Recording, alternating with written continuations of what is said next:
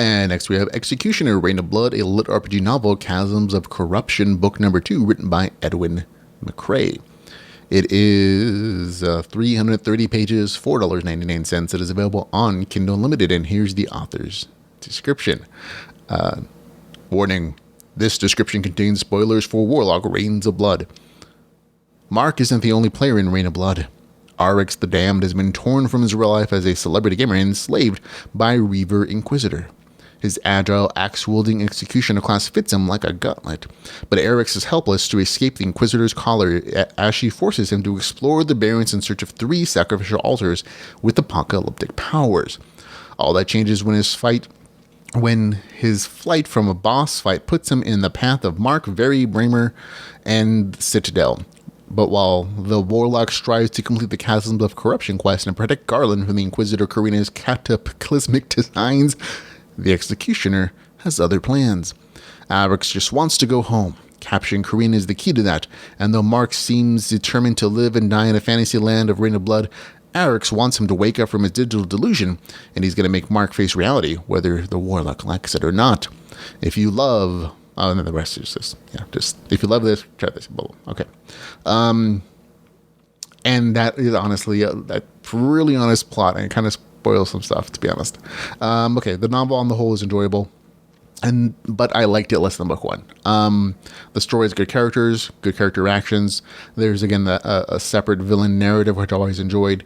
Good action, good adventure, good RPG progression that you've probably enjoyed from book 1 if you remember it.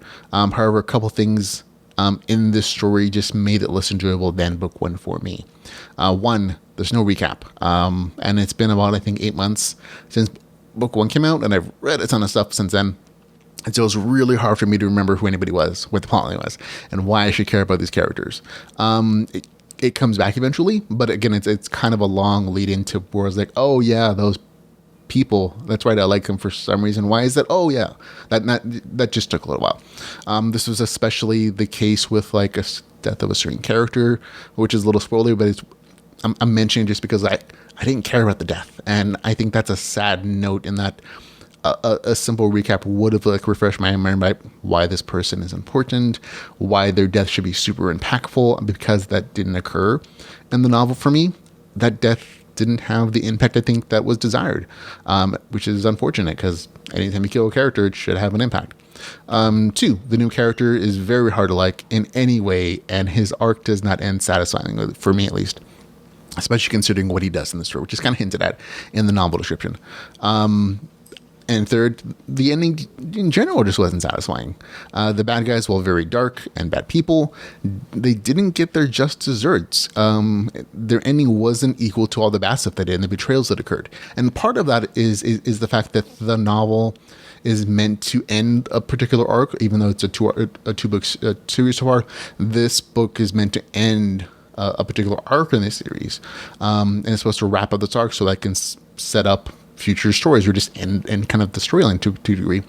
And so to do that, certain things have to happen. And I won't spoil them for you, but it left me feeling like, oh, that doesn't feel righteous, if that makes sense.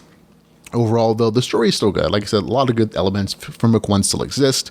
And again, while it took a little while to reconnect to the story, and honestly, I never really remembered some things, eventually the well-written characters, general adventuring were enough to keep things entertaining, and the RPG progression was detailed enough to keep my interest, if barely.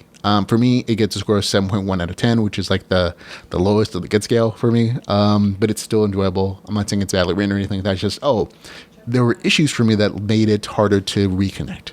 That's Executioner, Reign of Blood, a LitRPG novel, Chasms of Corruption, book number 2, with a score of 7.1 out of 10.